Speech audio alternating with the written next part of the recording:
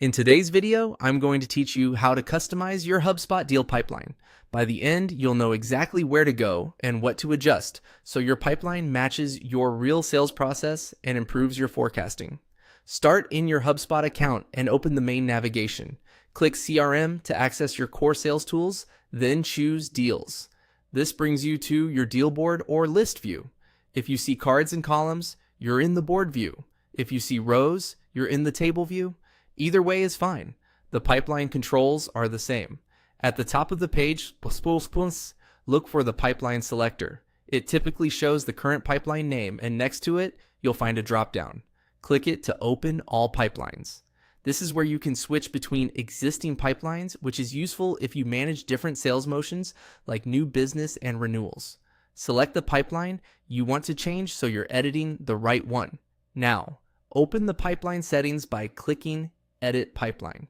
You'll find this option near the pipeline name or within the settings menu on the page.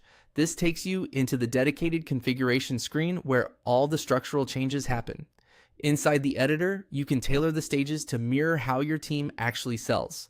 Rename stages to use clear, action-based labels and drag them to reorder the sequence so it follows your real-world handoffs. Add a new stage when you consistently have an extra checkpoint, and remove stages that cause confusion or stall deals. For each stage, set a realistic win probability. This drives your forecast accuracy, and add brief guidance so reps know exactly what qualifies a deal to enter or exit that stage. If your plan supports it, use required properties to collect critical data when a deal moves forward, which improves reporting quality without slowing reps down. Some accounts also allow simple automations here, such as creating follow-up tasks when a deal enters a stage. Turn those on sparingly to support momentum. A few practical tips. While you edit, map your current sales process first, then match stages to measurable milestones.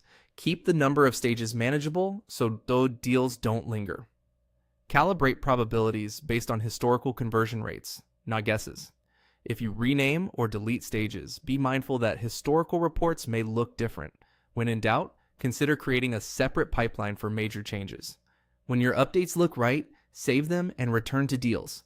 Give the view a quick refresh, then test with a sample deal to make sure stages, probabilities, and any required fields behave as expected. That's it. Click CRM, go to Deals, open all pipelines, choose Edit Pipeline, and shape it to fit your sales reality.